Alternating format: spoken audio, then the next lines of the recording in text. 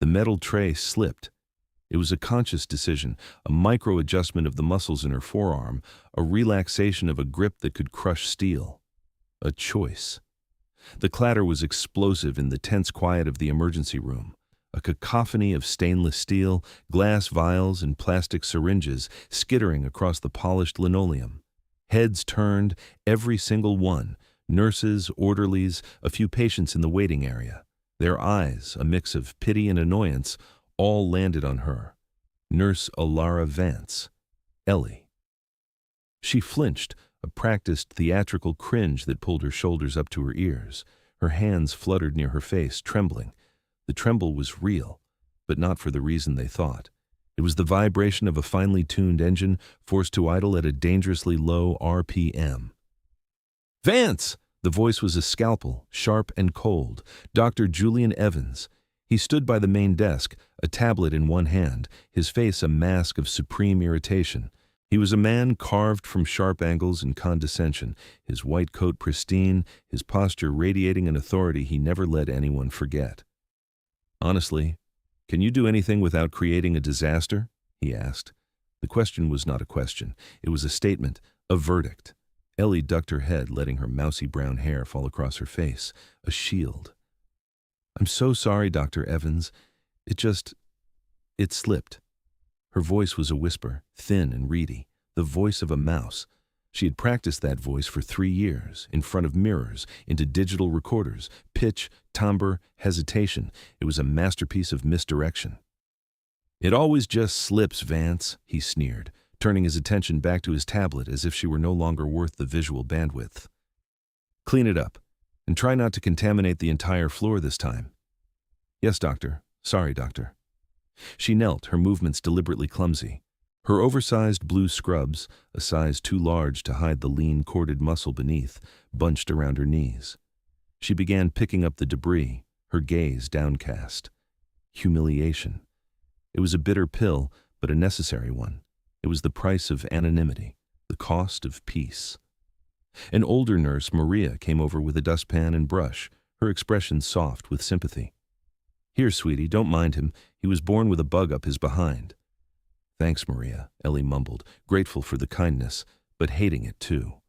Pity was just another cage. As she swept the last of the broken glass into the pan, her sleeve rode up her forearm, just for a second.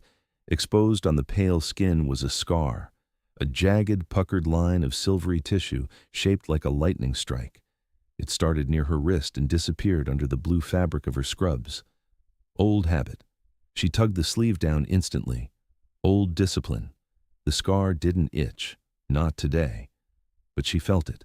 A cold phantom, a reminder of fire and screaming and the weight of a life she had carried out of hell. A life she had supposedly left behind. She was Nurse Vance, clumsy, anxious, forgettable, small and unassuming, just another face in the chaotic blur of a busy city hospital. 5'5" if she stood up straight, which she never did. Her posture was a lie. Her trembling hands were a lie. Her quiet, hesitant voice was a lie. Her entire life was a carefully constructed fiction, a cover story written in drop trays and apologies. She disposed of the mess, her hands moving with false uncertainty, but her eyes, shielded by her hair, missed nothing. The security guard at the entrance, Davis, shifted his weight, left foot to right, a slight limp, old injury, probably his right knee. He scanned the waiting room with a lazy sweep, but his gaze lingered a half-second too long on the man in the corner with the bulky jacket. An old cop or ex-military. The kind of observation that was instinct, not training. Davis was good. The ticking clock on the wall, the subtle hum of the ventilation system, the faint rhythmic beep of a heart monitor in Bay 3, steady at 78 beats per minute. Details. Always the details. Her mind was a targeting system, constantly acquiring and analyzing data. It was a curse she couldn't switch off, the part of her that was not Nurse Vance, the part that was Valkyrie. But Valkyrie was dead, killed in action. A name on a memorial wall somewhere, redacted and classified. A ghost. A legend, whispered by a select few who were now either old, retired, or buried. Ellie finished cleaning, her heart rate a placid 60 beats per minute. The internal storm was perfectly contained. The act was everything. She returned to the nurse's station, keeping her head down. She picked up a chart, pretending to read it. The words were a meaningless jumble. Her focus was on the ambient noise of the ER, filtering it for threats. A child crying, a man coughing, the squeak of gurney wheels. Normal. Safe. Dr. Evans walked past her, his cologne a sharp antiseptic wave. He didn't even glance at her. She was a piece of furniture, an incompetent, inconvenient piece of furniture. Good. That was the goal. She felt a prickle on her arm. The scar. It was a liar's tell. It always knew when the piece was about to break. She glanced up, her eyes narrowing for a fraction of a second, before she forced the meekness back into them. Nothing. Just the same controlled chaos of a Tuesday afternoon. She was being paranoid. The past was a locked room. She had the only key, and she had thrown it away, or so she told herself.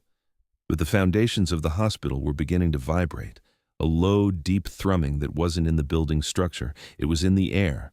Thump, thump, thump, growing louder. Maria looked up from her computer, frowning. Is that a helicopter? Davis, the security guard, was already moving towards the ambulance bay doors, his hand resting near his hip. The lazy posture was gone. He was alert. The thrumming became a roar, a physical pressure that rattled the windows in their frames. It was the sound of military-grade hardware, the heavy percussive beat of a Black Hawk helicopter, not a medivac. This was different. This was the sound of inbound trouble. The scar on Ellie's arm began to burn. The doors to the ambulance bay burst open. It wasn't a paramedic who entered. It was a soldier, full combat gear, rifle held in a low-ready position. His eyes, hidden behind ballistic sunglasses, swept the room in a single professional arc. Behind him, 2 more soldiers followed, flanking a gurney that was being pushed by a frantic-looking flight medic. On the gurney was a man, late 50s, maybe 60.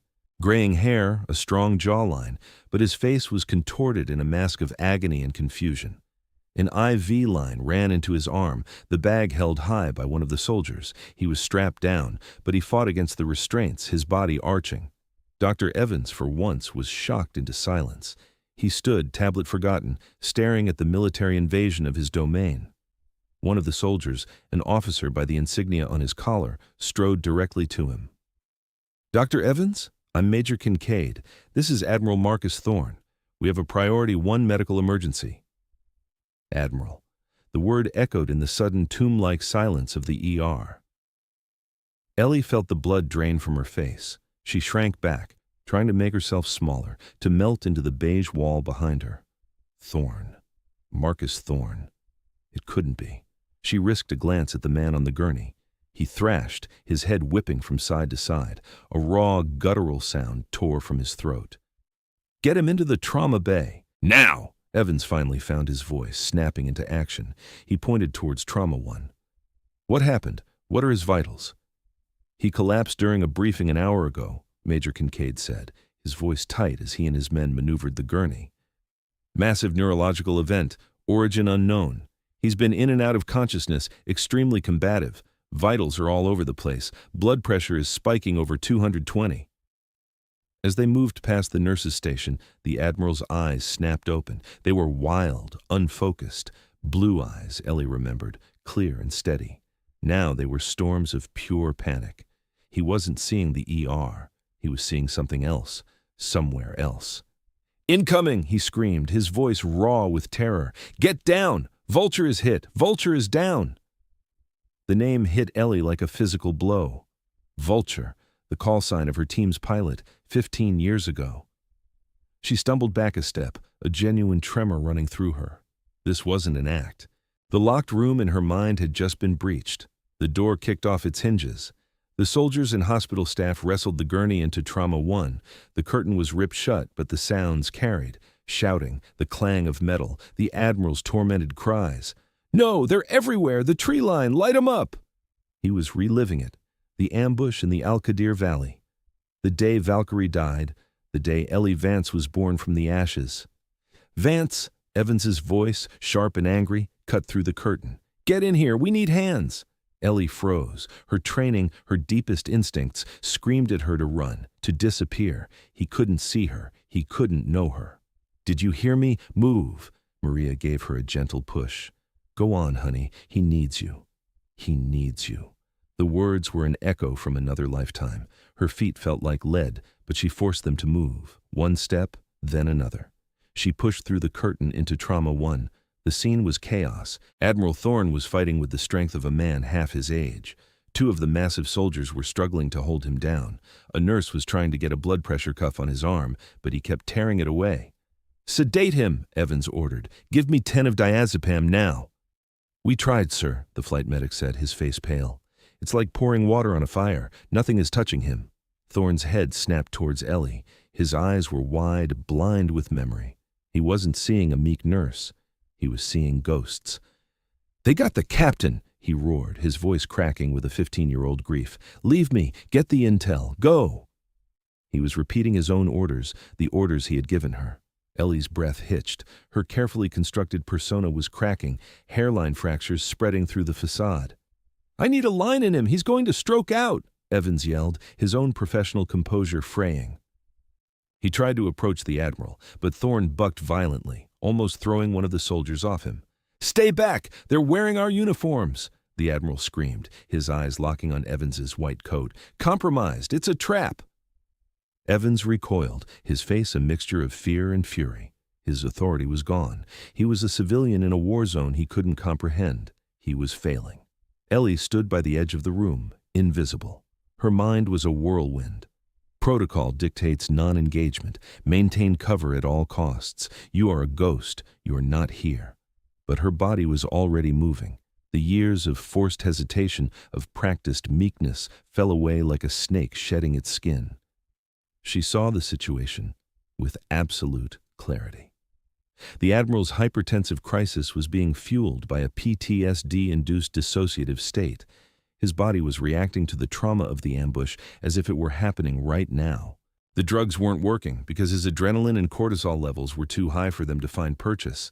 You couldn't medicate a memory. You had to break the loop. "Vance, what are you doing? Get out of the way," Evans barked, seeing her step forward. She ignored him. Her movements were fluid, economical, no wasted energy.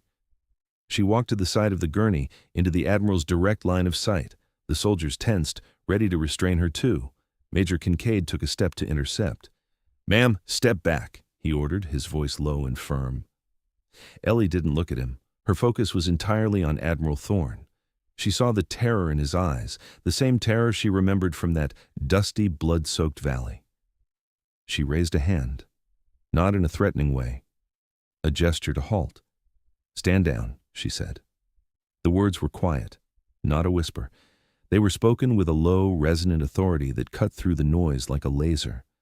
The voice was not Ellie Vance's. It was the voice of a commander, the voice of Valkyrie. Every person in the room froze. The soldiers, the nurses, Dr. Evans. They all stopped what they were doing and stared at her. The shift in her presence was so total, so instantaneous, it was like a physical shockwave. Her posture had changed. She was no longer hunched. She stood straight, her shoulders back, her chin up. She seemed taller, denser. The clumsy nurse was gone. In her place stood a soldier. Admiral Thorne stopped thrashing, his wild eyes fixed on her. The screaming stopped. He panted, his chest heaving, but he was listening. "Ma'am," Major Kincaid repeated, confused. Ellie ignored him. She looked directly into the Admiral's eyes. "Captain Thorne," she said, her voice calm and steady. She used his rank from 15 years ago. "Report." The Admiral blinked. A flicker of confusion crossed his face. Who is that?" he rasped. "Identify yourself," she commanded, her tone leaving no room for argument. He swallowed, his training kicking in, a reflex buried deeper than the terror. "Captain Marcus Thorne. Serial number." He rattled it off, the numbers clear and precise despite his ragged breathing. "Mission," she pressed. "Operation Sundown," he whispered, the name of the classified operation. A gasp came from Major Kincaid. That operation was sealed, top secret, buried. "What is the situation, Captain?" Ellie continued, her voice a lifeline in his storm. "Ambush. We're pinned down. Vulture is down. The package is compromised. I'm blind. My eyes." I can't see." He was slipping back, his hands coming up to his face. In the ambush, shrapnel had temporarily blinded him. This was the critical moment. The loop. Ellie leaned closer. She reached out and placed her hand on his shoulder. Her touch was firm, grounding, deliberate. Then she leaned in close to his ear, her voice dropping to a near whisper, but a whisper that carried the weight of command. "Negative, Captain. The package is secure." "I have it." She paused, then delivered the key. The code that would break the feedback loop. The call sign only he and she would know. "Valkyrie has the package. I say again, Valkyrie has the package." The effect was instantaneous. Admiral Thorne's body went completely still.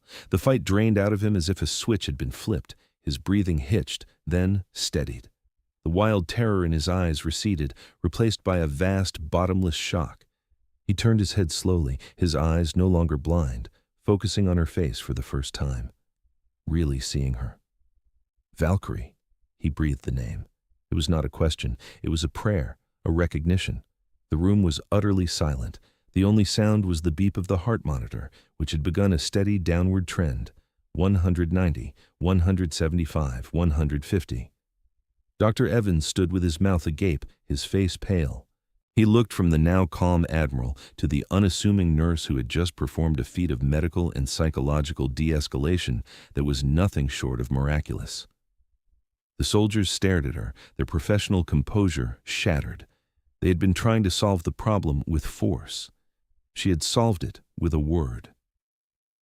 Ellie pulled her hand back from the Admiral's shoulder. She straightened up, and in that moment, the mask of Nurse Vance slid back into place. Her shoulders slumped, her head ducked. She looked down at the floor, her hands beginning to tremble again. This time, the tremor was real. "His blood pressure is stabilizing," she mumbled, her voice once again thin and reedy. "You should be able to get a line in now." She had just broken every rule. She had ripped a hole in her cover story big enough to fly a Black Hawk through. The cost of peace had just become impossibly high. For a long moment, nobody moved. The tableau held: the stunned doctor, the bewildered soldiers, the calm Admiral staring at the floor where Ellie's gaze was fixed. Major Kincaid was the first to break the silence. He took a slow step towards her, his eyes narrowed, no longer seeing a clumsy nurse but a profound and dangerous mystery. "Who are you?" he asked, his voice low and intense. Ellie flinched, the genuine reaction of a cornered animal. I'm Nurse Vance," she stammered. I heard him talking about military stuff. I have a cousin in the army. I guess I picked some of it up." It was a pathetic lie. Laughable. It wouldn't fool a child, let alone a seasoned special operations officer. She was trying to put the genie back in the bottle, but the room was already full of smoke. Dr. Evans found his voice, a choked, incredulous sound. What did you do?" He pointed a shaking finger at her. "How did you know that name? Valkyrie?"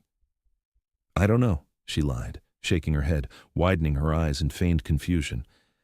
I think he said it first.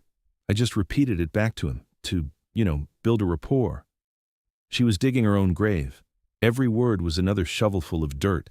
Admiral Thorne, his voice weak but clear, cut through her desperate attempts at deflection. "No," he said, his eyes never leaving her.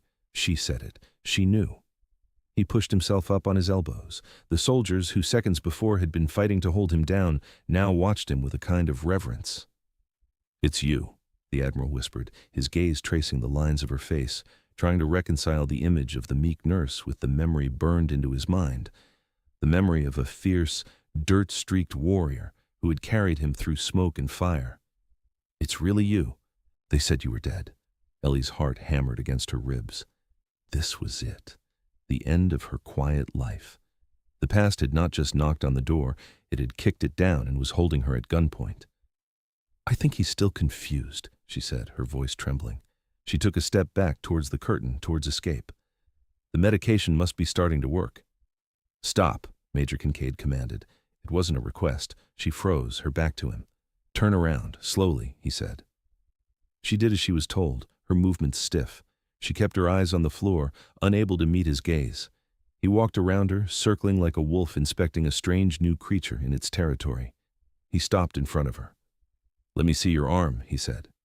"What?" she squeaked. "Your left forearm," he clarified, his voice like granite. Panic, cold and sharp, pierced through her. The scar. He couldn't have known about the scar. It wasn't in any official report. It was a detail only a survivor would know. Had Thorne talked about it? I don't understand," she whispered. "Vance, just show him your arm so we can get back to treating our patient," Dr. Evans snapped, his arrogance beginning to reassert itself, a flimsy shield against his own confusion and humiliation. Ellie's mind raced. Refuse, and it was an admission of guilt. Comply, and it was confirmation. There was no way out. Old habit, old discipline. When cornered, create a new exit. But there were no exits here, only a choice between two kinds of destruction. With a hand that truly was shaking now, she reached down and slowly, reluctantly, pushed up the sleeve of her left scrub top. The room went silent again. The jagged, silvery lightning bolt of a scar stood out starkly against her pale skin, a permanent record of failure and survival. Major Kincaid stared at it, his breath hissed out between his teeth. "The Admiral. He talked about it during the flight," Kincaid murmured, almost to himself. "He kept saying, 'The Valkyrie was marked by lightning.' I thought he was delirious. A metaphor." He looked up from the scar to her face. The last piece of the puzzle clicked into place. "Sergeant First Class Elena Petrova," he said, the name a ghost on his lips. "Call sign, Valkyrie. 75th Ranger Regiment Special Operations Detachment, listed KIA, Al-Qadir Valley, 15 years ago, the sole survivor of Task Force Vulture." He knew. He knew her real name. It wasn't in a file. It was legend. Ellie felt the floor drop out from under her. Elena Petrova was a dead woman, a name she hadn't heard spoken aloud in a decade and a half. She yanked her sleeve down, a futile gesture of concealment. "I don't know who that is," she insisted, her voice breaking. "My name is Alara Vance." "The hell it is," Kincaid shot back, his voice ringing with certainty. He pointed at the Admiral. "You just saved his life by pulling a memory out of his head from a classified operation that got your entire team killed. You have a scar that was only ever a rumor in the Spec Ops community. You are not a nurse." Suddenly, a new alarm began to blare, a piercing, rhythmic shriek, the code blue alert. "Bay 5! Patient is coding!" a nurse yelled from outside the curtain. The emergency broke the spell. Years of training took over for everyone. "I'll go," Maria, the older nurse, said, already moving. "No, I need you here to get labs on the Admiral," Evans commanded, trying to reclaim his ER. He looked around, his eyes skipping over Ellie, then landing on her with reluctant necessity. "Vance, you're closest. Get in there. Start compressions." It was a test, a demand, and a new crisis. Ellie hesitated for a heartbeat. This was her chance. She could run, just walk out the door and never look back, disappear again. Start over. New name, new city, new lie. But then she heard the sounds from Bay 5. The flatline tone, the panicked shouts. A life was slipping away. The instinct to save was deeper than the instinct to hide. It was the one part of her that was true in both of her lives. She moved. She didn't run. She flowed. A swift, silent current of purpose. She burst through the curtain into Bay 5. An elderly man was on the bed, his face blue, his body still. A young resident was fumbling with the defibrillator paddles, his hands shaking. "I can't get a rhythm," he said, his voice high with panic. Ellie didn't speak. She shoved him aside, not with malice, but with pure efficiency. Her hands went to the man's chest. "Starting compressions," she said. Her voice was clear, calm, and utterly authoritative. The Ellie Vance voice was gone again. She locked her elbows, her body a perfect piston. The compressions were deep, fast, rhythmic. 100 to 120 a minute. The bed frame creaked with the force. It was mechanically perfect. This was not the movement of a clumsy nurse who got lucky. This was the work of an expert. Dr. Evans had followed her, drawn by the crisis. He stood at the entrance to the bay, watching. His jaw was tight. "Charge to 200, Ellie commanded the resident, not taking her eyes off her hands, off the patient's chest. "Clear." The resident, startled by her tone, obeyed instantly. He charged the machine. "Charged! Hands off!" Ellie ordered. She removed her hands and the resident placed the paddles. "Clear," he said, and pressed the buttons. The man's body jumped. Ellie's eyes were already on the monitor. No change. Resume compressions, she said, her hands immediately back in place, pumping life back into the body. Push one of epi. Get me an airway tray. The orders came fast, precise, and correct. She wasn't asking. She was commanding the room. The nurses and the resident, caught in the gravity of her competence, obeyed without question. They moved faster, more efficiently than they had moments before. Dr. Evans watched, his expression unreadable. He had given her an order, expecting her to fumble, to prove his assessment of her correct. Instead, she had taken over the entire code, running it with a level of skill he had only ever seen in seasoned attending physicians. She was diagnosing and treating simultaneously. His pupils are blown, left side is sluggish. This isn't just cardiac. Get me a crash cart with a stroke kit. We have a rhythm, the resident shouted, pointing at the monitor. A weak, thready beat had appeared. Sinus bradycardia. It's not enough, Ellie said. He's throwing a clot. Where's that kit? A nurse ran in with it. Ellie ripped it open, her hands a blur of motion. She scanned the contents, her mind processing options at a speed that was terrifying. We need to push TPA. What's his history? Any recent surgery? Bleeding disorders? She fired at the nurse who had been assigned to the patient. The nurse frantically flipped through the chart. No, nothing. Get Dr. Evans to sign off on the TPA now, Ellie commanded, still performing compressions, not even breathing hard. The nurse looked at Evans, who was still standing, frozen, in the doorway. He was the attending physician. The decision was his. But he hadn't made it. She had. He stared at Ellie, at this impossible contradictory woman, this clumsy mouse who commanded a room like a general and diagnosed a stroke in the middle of a cardiac arrest. He saw the certainty in her eyes, the absolute, unshakable confidence. It was a confidence he, in that moment, realized he lacked. He nodded, his voice hoarse. Do it. Push the TPA. The order was given. The drug was administered. For a long minute, nothing happened. Ellie continued compressions, her face a mask of intense concentration. Then, the rhythm on the monitor strengthened. Color began to return to the man's face. His eyelids fluttered. Ellie stopped compressions. She placed 2 fingers on the man's neck, feeling for a carotid pulse. Strong, regular pulse, she announced. She looked at the monitor. Normal sinus rhythm. We got him back. The collective breath that the room had been holding was released in a sigh of relief.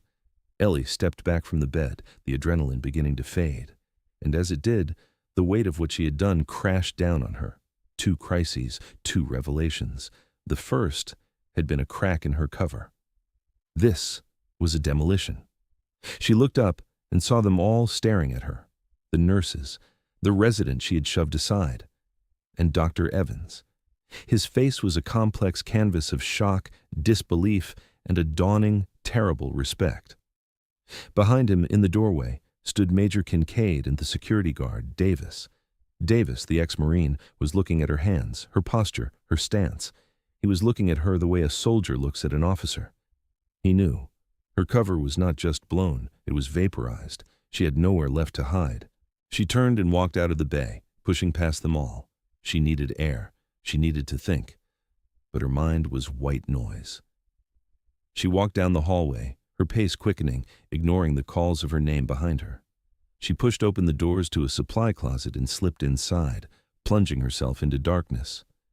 She leaned her back against the cool metal shelves, her breath coming in ragged gasps. She slid down to the floor, pulling her knees to her chest. The tremble was back, racking her entire body. It was over. 3 years of peace, bought with 1,000 small humiliations, gone in 10 minutes. The scar on her arm burned as if it were fresh. She heard footsteps approaching outside the closet door. They stopped. A brief pause, then a soft knock. Ellie? It was Maria's voice, soft, gentle. Are you okay? Ellie didn't answer. She squeezed her eyes shut. Go away, please, just go away.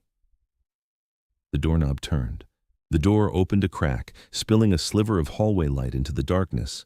Maria's face appeared in the gap. I knew it, Maria said, her voice full of a strange, quiet awe. I knew there was more to you. The way you organize the supplies, the way you tie your knots, little things. Perfect, too perfect for someone clumsy. She opened the door wider and stepped inside, closing it behind her. She didn't turn on the light. She sat on the floor a few feet from Ellie, a silent, supportive presence. "You don't have to talk," Maria said, "but you can't hide in a closet forever. They know." "I have to go," Ellie whispered, her voice raw. "I need to disappear." "And go where?" Maria asked gently. "Start all over again, dropping trays and letting pompous fools like Evans yell at you? For how long? Until the next Admiral Thorne shows up?" Maria was right. It wasn't a sustainable life. It was a prison sentence she had imposed on herself. "That man in there," Maria continued, "Admiral Thorne, he looks at you like you're a ghost he's been waiting for his whole life." The door opened again, this time without a knock.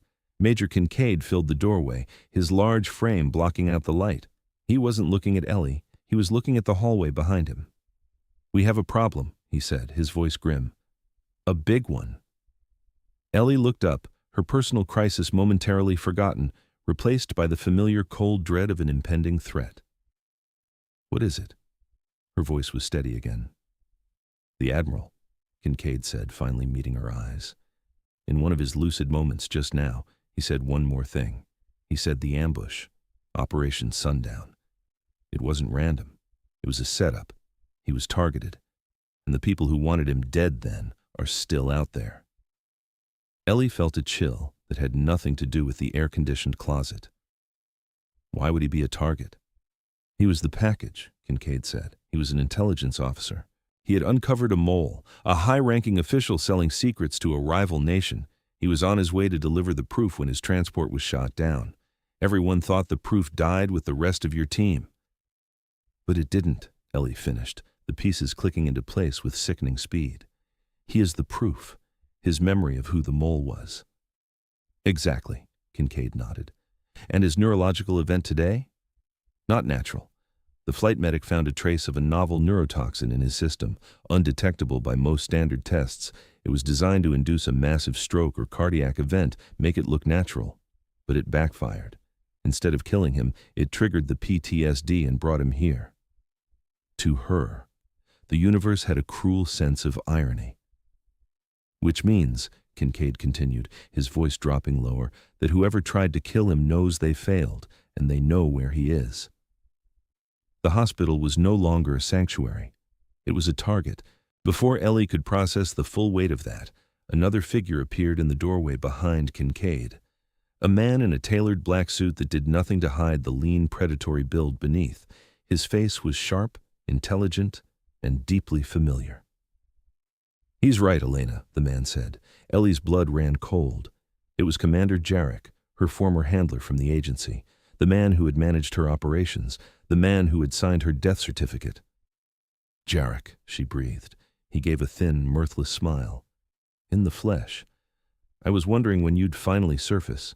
We lost track of you after you went dark in Geneva 2 years ago." "You were tracking me?" she asked, a surge of anger cutting through her shock. "Always," he replied simply. "A promise I made to myself, in case we ever needed you again." He glanced at Major Kincaid. "It seems again is now."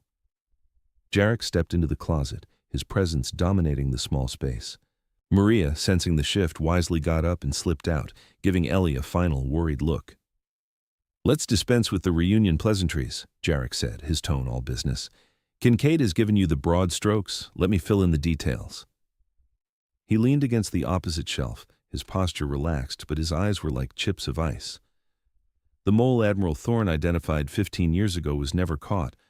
We suspected, but couldn't prove. He's now the Deputy Director of National Intelligence. His name is Robert Hemlock." The name meant nothing to Ellie.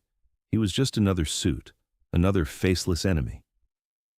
"Thorne was recently appointed to a new oversight committee," Jarek continued. "He started digging into old files, connecting new dots to old betrayals. Hemlock must have gotten spooked. He decided to tie up his last loose end. He used a proprietary chemical weapon developed in a black site lab he controls. He wanted Thorne dead before he could testify. So he sent assassins," Ellie stated, her mind already shifting into tactical mode. "He will," Jarek corrected. "The neurotoxin was Plan A. Quiet, clean, deniable. Now that it's failed, he'll move to Plan B, a wet work team. Professionals. They'll hit this hospital and they'll do it fast. Their goal, will be to eliminate Thorne and anyone who might have heard what he said. That includes you." He paused, letting the reality of the situation sink in. "They won't be wearing uniforms. They'll look like civilians, or maybe even hospital staff. They'll use the chaos of this place as cover." Ellie's gaze went distant. Her mind was already mapping the hospital. Entry points, exits, fields of fire, choke points, the ER ambulance bay, the main entrance, the staff entrances, the helipad on the roof. Too many variables. Too many civilians. "What are our assets?" she asked. The question came out before she even realized she had decided to act.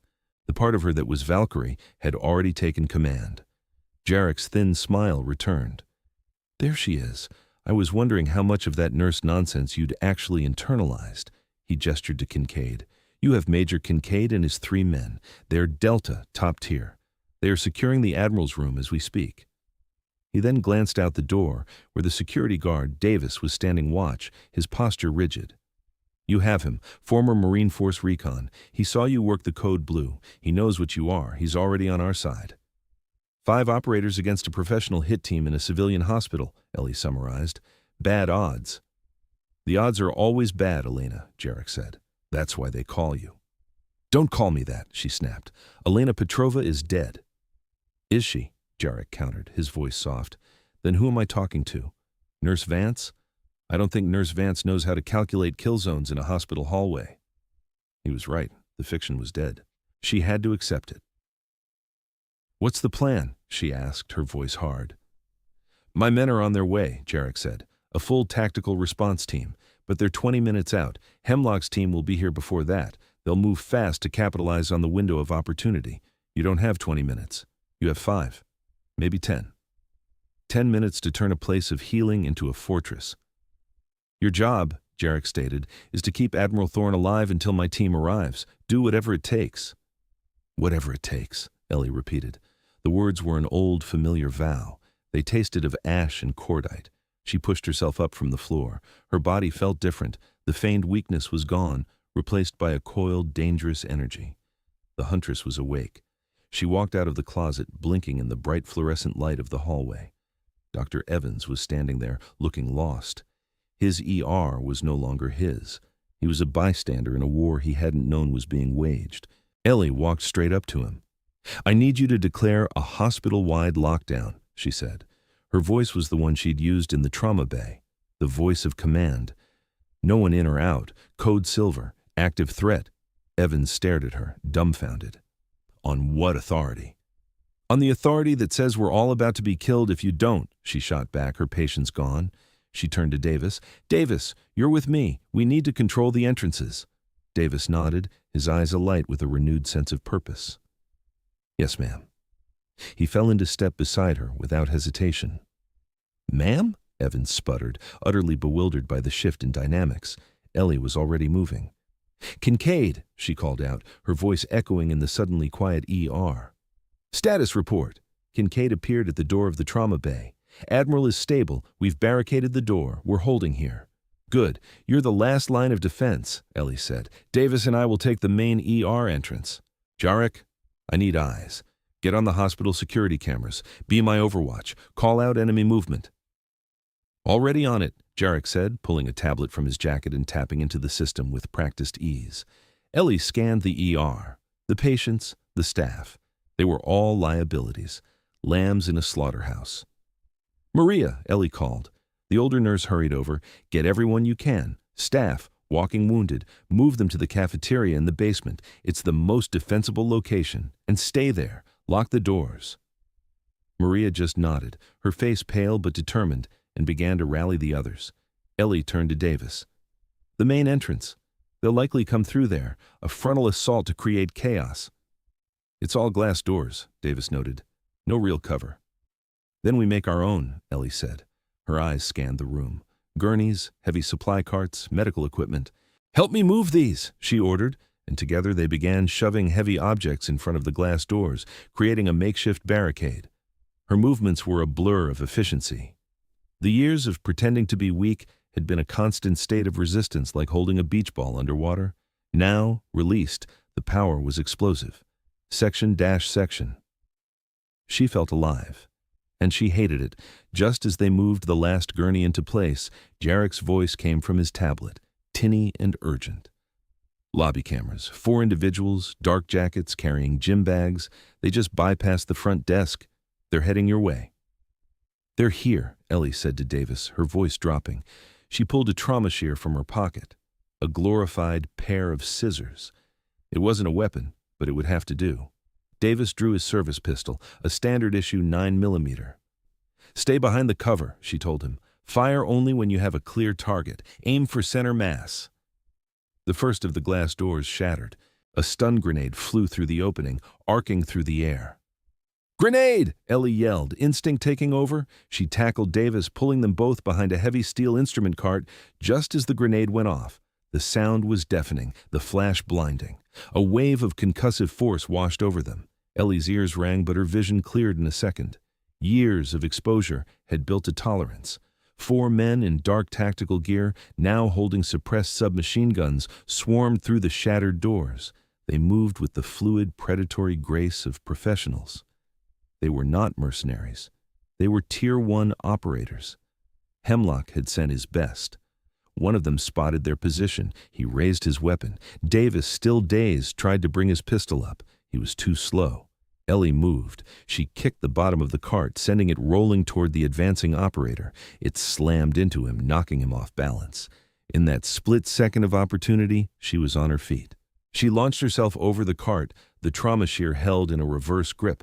She landed on the operator, her weight and momentum carrying him to the ground. He was bigger, stronger, but she was faster. Her left hand slammed his weapon away. Her right hand, holding the shear, found the soft spot under his jaw. She drove the point home with a vicious, practiced thrust. He gurgled, his body convulsing. 1 down. The other 3 operators reacted instantly. They turned their weapons on her. Ellie rolled, using the dead man's body as a shield. Bullets thudded into the corpse, the suppressed reports barely audible over the ringing in her ears. She grabbed the dead man's sidearm, a high-caliber pistol from his thigh rig. She came up firing. 2 shots, center mass. The second operator stumbled back, a look of surprise on his face before he collapsed. Davis was back in the fight. He fired from behind the cart, his shots providing covering fire, forcing the remaining 2 operators to seek cover behind a bank of waiting room chairs. "Reloading!" Davis yelled. "Covering!" Ellie shouted back, the military exchange as natural to her as breathing. She moved, a ghost in the chaotic ER. She vaulted over a desk, using the chaos she had created to flank them. She saw one of the operators looking towards Davis's position, preparing to advance. She lined up her shot. Squeeze, don't pull. Control your breathing. The mantra of the sniper. The shot was perfect. The third operator crumpled without a sound. The last man standing realized he was alone. He made a run for the hallway leading deeper into the hospital, towards the trauma bays, towards the Admiral. "He's making a break for Thorne," Ellie yelled. She took off after him, her legs pumped, her body a missile of pure intent. The hospital hallway was a kill zone, a long, straight corridor. The operator was fast. He glanced back, saw her coming, and raised his weapon to fire. A single, unsuppressed gunshot echoed from the far end of the hall. It was louder, deeper than the others. The operator's head snapped back, and he fell like a puppet with its strings cut. Ellie skidded to a stop, her borrowed pistol raised, scanning for the source of the shot. At the far end of the hall, standing by the entrance to the trauma bays, was Major Kincaid. His rifle was smoking. "Threat neutralized," Kincaid said into his comms, his voice steady. The fight had lasted less than 30 seconds. Silence descended on the ER, broken only by the distant panicked shouts of staff and the insistent blare of the code silver alarm. Ellie stood over the body of the last operator, her chest heaving, not from exertion, but from the adrenaline crash. The cold, brutal reality of what she had just done settled over her. She had killed 3 men in the place she had chosen as her sanctuary. She had brought the war home. Davis approached her, his face pale, his eyes wide with awe. I've never seen anything like that," he stammered. What are you?" Before she could answer, Dr. Evans appeared.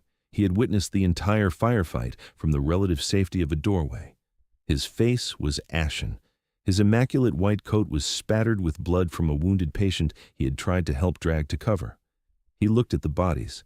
He looked at the destruction in his ER. Then he looked at Ellie, at the pistol in her hand, at the blood on her scrubs, at the cold, lethal focus in her eyes. The arrogance was gone. The condescension was gone. All that was left was a profound, humbling shock. He started, his voice a dry croak. I'm sorry. It was not an apology for one thing. It was an apology for everything. For the humiliation, the condescension, the complete and utter failure to see the truth that had been standing in front of him all along. For what I said, he continued, his voice cracking, for how I treated you, I had no idea.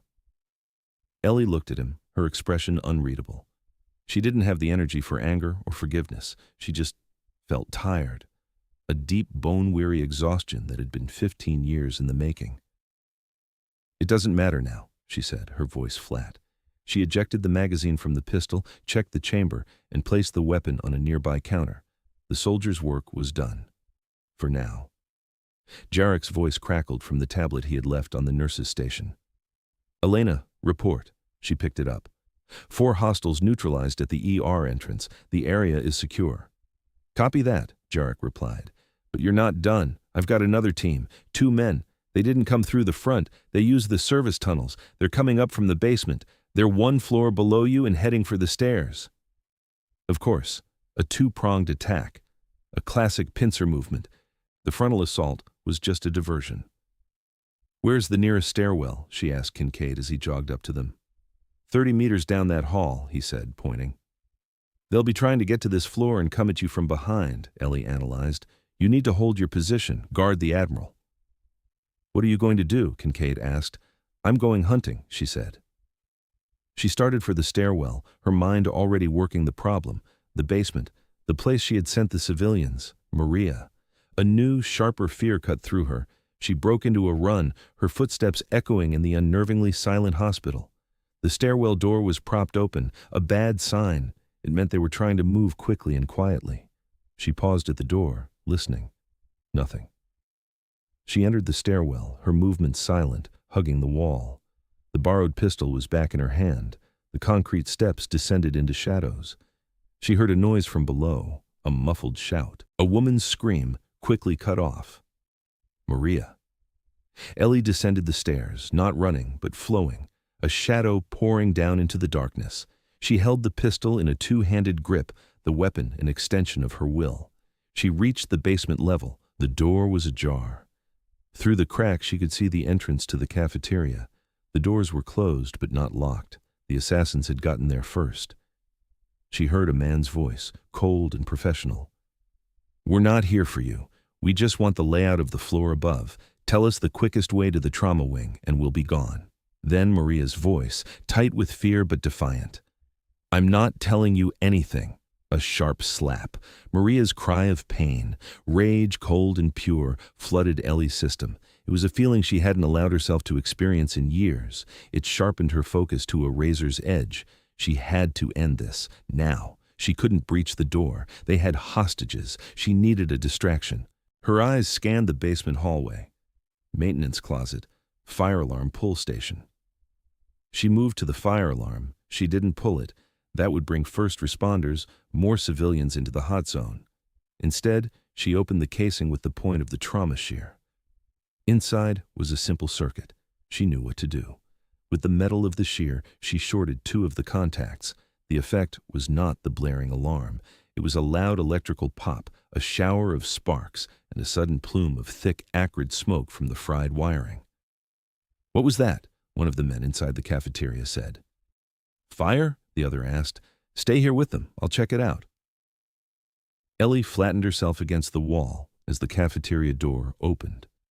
A man in an orderly's uniform stepped out, a suppressed pistol in his hand. He looked down the hall at the smoke, his brow furrowed. He never saw her. She stepped out from the shadows behind him, a ghost. She didn't use the gun. It was too loud, even suppressed. She used the shear, a single, silent, brutal strike to the base of the skull. He dropped without a sound. She took his weapon and his radio, then moved to the cafeteria door. She could hear the remaining assassin getting agitated. What's taking so long? Marco, report. Silence. Marco! Ellie brought the dead man's radio to her lips. She keyed the mic twice, the prearranged signal for all clear. An old trick, but it often worked. What is it? The man inside demanded. She didn't answer. The silence would draw him out. She heard him curse. Useless. Stay put, all of you, he ordered the hostages. The door opened again. The second man, also in an orderly's uniform, peered out, his weapon raised. Ellie was no longer in the hallway. She had climbed onto a stack of pallets next to the door. She was above him. As he stepped out, she dropped. She landed on his shoulders, her legs scissoring around his neck. Her momentum carried them both to the floor. The pistol flew from his grasp. He was strong, fighting back, his hands clawing at her legs, but she had the leverage. She squeezed, applying pressure to his carotid arteries. It was a silent, desperate struggle. He thrashed, his face purpling. His lungs burned for air he couldn't get. Ellie held on, her face a mask of grim determination. This was the ugly, intimate reality of her old life, not the clean shots from a distance, the visceral, hands-on business of killing. His struggles weakened. After 10 seconds that felt like an eternity, he went limp. She released him, gasping for air herself. She rolled off him, her body trembling with adrenaline. The cafeteria was filled with terrified staff and patients, huddled against the far wall. Maria was there, a red handprint on her cheek, her eyes wide with a mixture of terror and awe. Ellie got to her feet, ignoring them all. She grabbed the second radio. "Jarek," she said, her voice a ragged whisper. "Basement is secure. 2 hostiles neutralized." "Copy, Elena." His voice came back calm as ever. "My team is 2 minutes out. Hold your position. It's over." It was over. The fight was over. But for her, the battle was just beginning. She walked out of the cafeteria and slid down the wall, the 2 pistols clattering to the floor beside her. She buried her face in her hands, the smell of cordite and blood thick in her nostrils. The Valkyrie was back, and she didn't know how to be anyone else anymore. The aftermath was a blur of controlled official chaos. Jarek's tactical team, clad in black, swarmed the hospital, securing every floor. Police and federal agents followed, taping off crime scenes, interviewing witnesses. Ellie remained in the basement, a ghost at her own party. She was given a wide berth. The hospital staff who had seen her, who had been saved by her, looked at her with a new, fearful respect. She was no longer one of them. She was something other. Jarek found her an hour later. He brought her a bottle of water. She took it, her hands steady now. "You did good work today, Elena," he said, sitting on the floor across from her. 6 men are dead," she replied, her voice empty. 6 men who came here to commit murder, he countered. "You saved dozens of lives, including the Admiral's.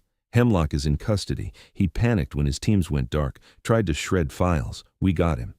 It was a clean sweep, a successful operation. She should have felt something, relief, vindication, but she just felt hollow." "What happens now?" she asked. "For you?" Jarek sighed. "That's the difficult question. Alara Vance is a compromised identity. You can't be a nurse here anymore. You can't be a nurse anywhere, probably.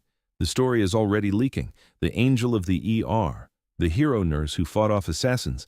It'll be a media storm. Her quiet life obliterated." "I can build you a new identity," Jarek offered. "A new life. We're very good at it. Send you somewhere quiet. A librarian in Vermont, a baker in Oregon. Your choice. Go back into hiding. Rebuild the cage." The thought was suffocating. "Or," Jarek said, his voice changing, "there's another option." Later, they took her to see the Admiral. He was in a secure room on the top floor, sitting up in bed, looking tired but lucid. The wildness was gone from his eyes. Major Kincaid stood guard at the door. He nodded at Ellie as she entered, a gesture of profound respect. Admiral Thorne looked at her, and his eyes filled with a deep, ancient sadness. "I'm sorry," he said, his voice raspy, "for bringing this to you, for destroying the peace you found." "You didn't," Ellie said. "It was never really peace. It was just a pause." He nodded, understanding. "I never got to thank you," he said.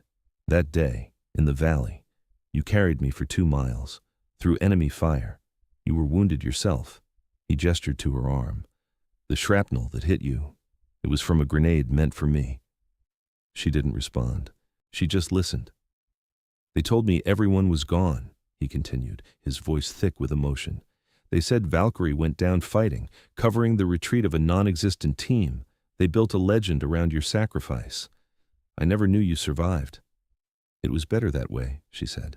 Valkyrie needed to die so Elena Petrova could live, and Elena Petrova needed to die so Ellie Vance could rest.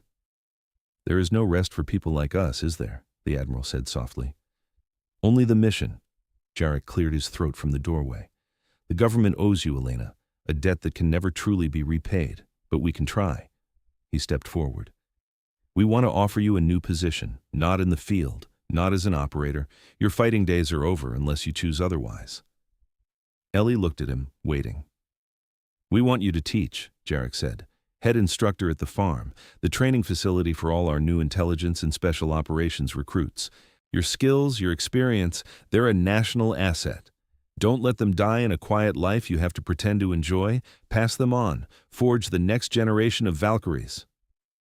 An instructor, not a killer, a shepherd, a guide. It was a third option, not hiding, not fighting, but teaching. Integrating the two halves of her soul, the warrior and the healer, the one who took life, and the one who saved it. She thought of the young resident fumbling with the defibrillator, of Davis, brave but outmatched, of the soldiers, strong but inflexible in their thinking. She could make them better. She could teach them how to survive, how to think, how to see the whole board. She looked at her hands, the hands that had trembled with feigned anxiety, the hands that had performed perfect compressions, the hands that had ended 6 lives. Could they be used to build instead of break? She looked at Admiral Thorne, the living embodiment of her past. She looked at Jarek, the architect of her future. A choice. For the first time in 15 years, she had a real choice. A faint, genuine smile touched her lips. When do I start? She asked, 1 year later. The air was crisp, smelling of pine and damp earth. The training ground, known only as the farm, was nestled deep in the Virginia mountains, a world away from the sterile corridors of a hospital. Elena Petrova stood on an observation platform, watching a team of recruits navigate a complex urban combat simulation. She wore simple cargo pants and a black instructor's polo shirt. Her hair was pulled back in a severe, practical ponytail. She no longer hunched.